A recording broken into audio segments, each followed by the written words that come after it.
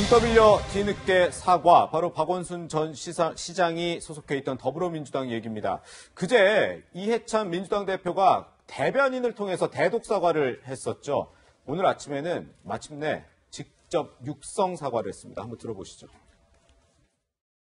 피해 호소인께서 겪으시는 고통에 깊은 위로의 말씀을 드리며 이런 상황에 대해 민주당 대표로서 다시 한번 통절한 사과의 말씀을 드립니다. 당으로서는 아시다시피 고인의 부재로 인해서 현실적으로 진상조사가 어렵다는 점은 이해를 해주시기 바랍니다. 네, 교수님. 예. 그제 왜 대독 사과를 해놓고 또 오늘 육성 사과를 했는지는 모르겠으나 네.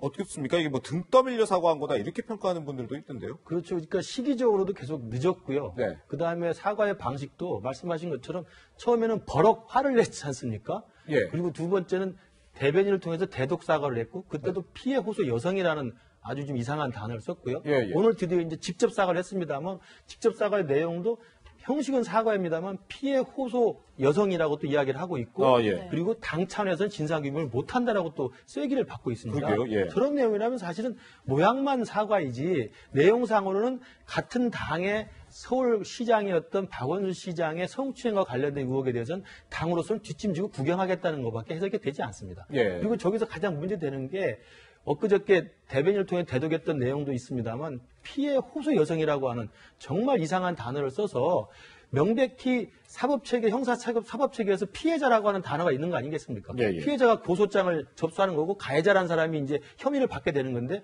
피해자라는 단어를 굳이 쓰지 않고 우리 귀에도 생소한 피해 호소 여성, 피해 호소인 등이라는 말을 쓰고 있거든요. 네네. 이건 저는 제가 볼 때 정말 그 비서분의 성추행에 대한 피해를 기정사실화하지 않고 마치 그렇지 않을 수도 있다고 하는 것을 뉘앙스로 알려주기 위한 단어로 만들어낸 저는 그 장명이라고 생각합니다. 예. 그렇지 않고서야 피해자라고는 가장 쉽게 쓸 수 있는 단어가 있는데 피해 호소 여성, 피해 호소인 이라고 하는 굉장히 생소한 단어를 쓰는 이유가 뭐겠습니까?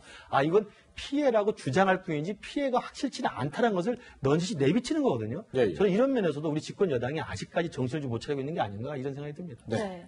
민주당, 특히 민주당의 여성 의원들의 어떤 소극적인 대응 이것도 좀 지적이 되고 있는데요. 의원님, 과거에는 보수 진영의 성추문 사건 이런 데에서는 입을 열고 미투 논란에 힘을 실었던 의원들이 조금 이번에는 소극적 대응하는 것 아니냐 이런 지적이 나오고 있어요. 지금까지는 그렇게 했는데 네. 어쨌든 뭐 어제 오늘 좀 분위기가 좀 바뀐 것 같아요. 네. 당대표께서 사과했고 또 이거 진상 좀 명확히 밝혀야 되는 것이 아니냐. 여성 의원들 그렇게 얘기를 했으니까 좀 지켜보시죠, 뭐. 네, 물론 민주당 여성 의원들은 어제 입장문을 내고 이제 장례가 끝나고 입장문을 낸 뒤에 피해 호소 여성이 느꼈을 고통의 깊은 위로를 보낸다라는 입장문을 발표했습니다. 네. 이렇다 보니까 오늘 또 민주당의 이제 여성 의원 가운데 지금 지도부에 들어있는 남인순 최고위원 등이 공개적으로 또 목소리를 내기도 했는데요. 그 목소리도 한번 들어보시죠.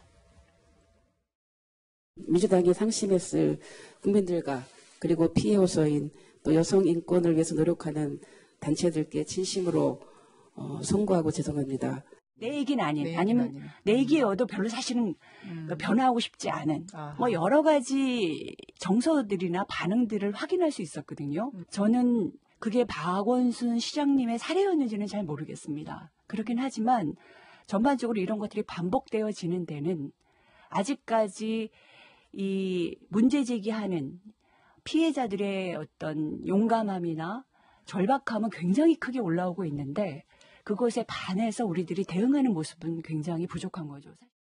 네, 지금 두 번째로 들은 이 권인숙 의원 같은 경우는 부천경찰서 선거문 사건 과거에 있었던 이 사건의 피해자이면서 이제 박원순 당시 변호사의 또 변호를 받기도 했던 이런 인연이 있다고 하는데 이런 건 좀 공교롭다고 봐야 될지 큰 의미가 없다고 봐야 될지 잘 모르겠으나 아까 저희가 얘기했던 서울시의 젠더 특보 네. 공교롭게도 이 남인순 최고위원의 보좌관 출신이라고 출신이라고 그래요. 그러고요. 그리고 예. 이제 본래 젠더 특보라고 하는 것들을 이제 만들고 그다음에 실제로 서울특별시의 성 관련된 매뉴얼도 만들고 네. 상당히 성인지 감수성을 높이기 위한 여러 가지 조치들을 박원순 시장이 많이 추진을 했습니다. 네. 그렇기 때문에 더욱더 이제 충격적인 건데요. 그러니까 박원순 시장이 인권 변호사로서 활동했을 때 아까 나왔던 것처럼 권인숙 당시 의원이 성고문 사건을 당했을 때 직접 나서서 변호를 했었고요.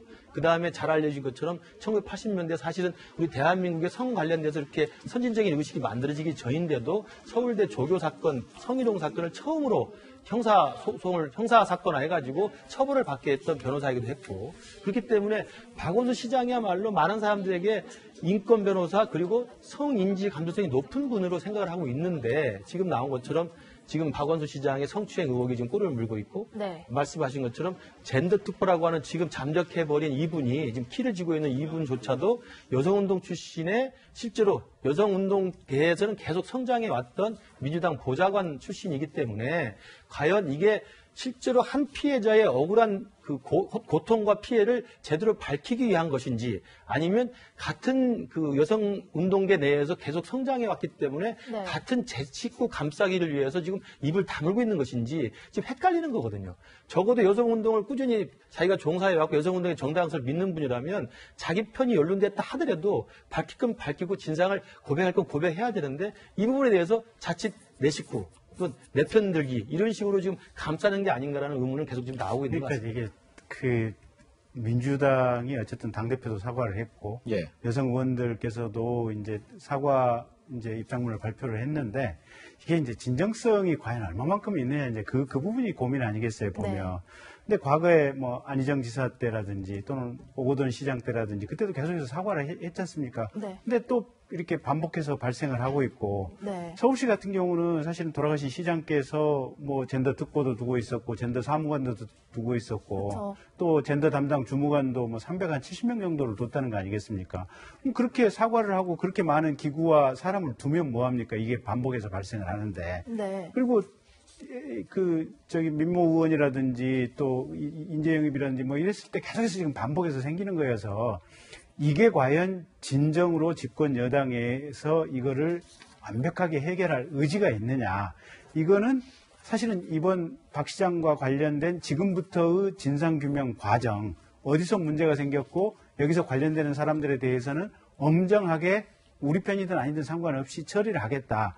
이 의지가 보여져야만 진짜 어떻게 보면 이 문제를 해결할 어떤 의지를 가지고 있고 진심원의 사과다, 이렇게 보여지지 않을까 싶습니다. 네. 일단 여당 얘기를 좀 해봤는데요. 야당에서도요, 한마디씩 얘기들이 나오고 있는데 좀 논란이 되는 발언을 한 사람이 있습니다. 바로 홍준표 의원인데요.